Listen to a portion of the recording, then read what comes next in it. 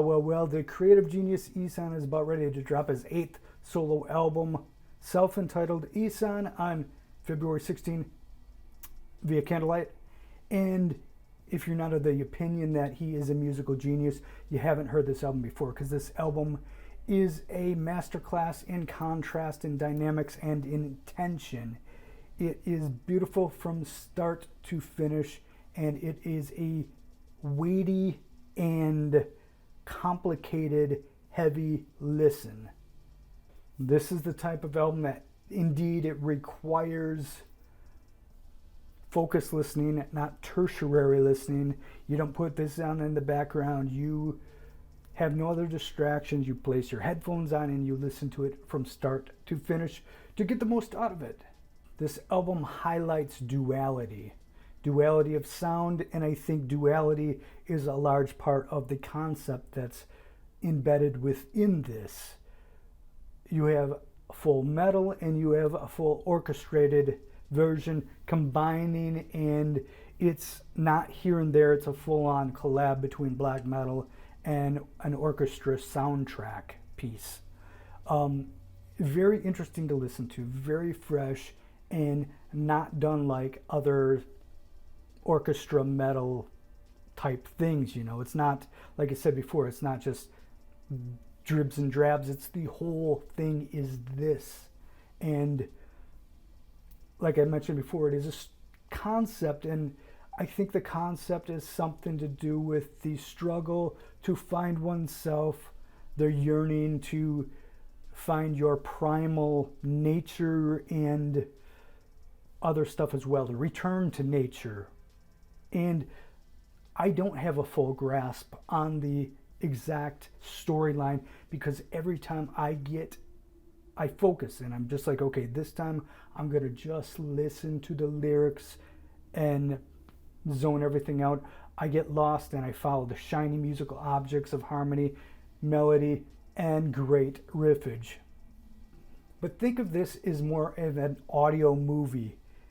Even without knowing the full story, you get the tension, you get the adventure, you get the sadness, the loneliness, and you get some hope at the end, I believe. I think maybe that's hope that I'm hearing, or maybe that's more devastation. I don't know. It's dark, it's cold, but it is beautiful in every sense of the word.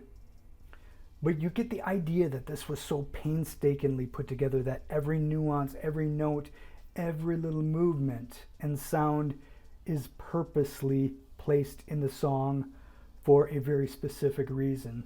And you feel that throughout this entire album.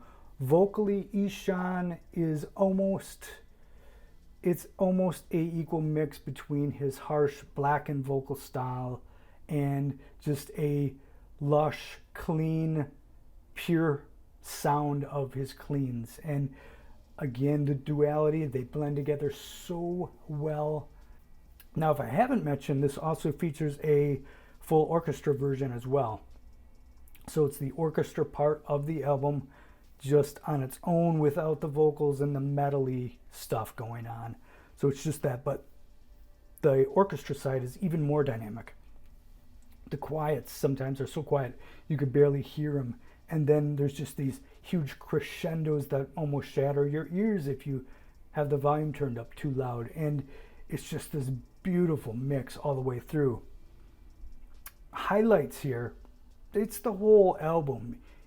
If somebody took this much time and effort to work on a piece of music, the least the listener can do is listen to it the way it was intended to be listened to, from start to the end, because it is a story. You don't jump into a movie at the end. You start at the beginning and you watch the whole thing. This is, like I said before, it's an audio movie. You have to do the same thing. You could pick it up and the songs do stand out on their own. Like the Promethean Spark is amazing.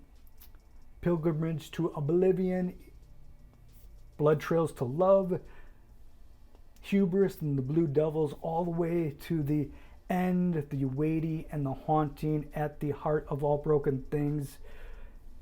This album is incredible. The production here is fantastic, and it will indeed be one of the most impressive and best albums put out in 2024.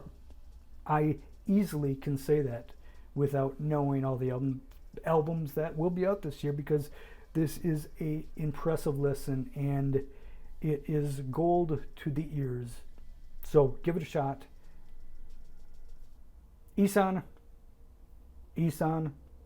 February 16, Candlelight Records, or however they go by. And yeah, it's that good. Thank you for watching. See ya.